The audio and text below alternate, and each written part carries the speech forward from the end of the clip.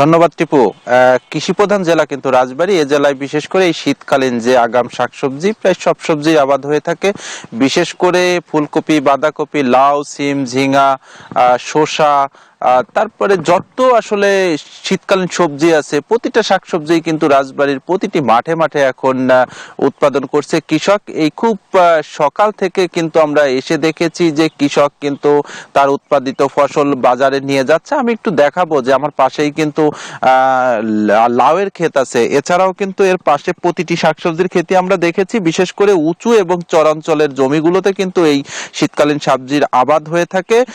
তবে আগাম যে শাকসবজি সেই সব সবজির কিন্তু মোটামুটি দামও ভালো রয়েছে, যার জন্য কৃষকরা খুশি। তবে কয়েকদিনের যে ঘন কুয়াশা, খুব রাত থেকে কিন্তু সকাল পর্যন্ত যে কুয়াশা থাকে, কুয়াশার কারণে বিশেষ করে লাউয়ের কিন্তু উৎপাদন কিছুটা কমেছে। এতে করে কিন্তু কৃষকদের যেসব কীটনাশক সেটিও কিন্তু বেশি বেশি ব্যবহার করতে হচ্ছে, কারণ এই কুয়াশা যখন রাতভর থাকে তখন কিন্তু এই লাউয়ের গাছ কিন্তু লাল হয়ে যাচ্ছে, যার কারণে কিন্তু কৃষকরা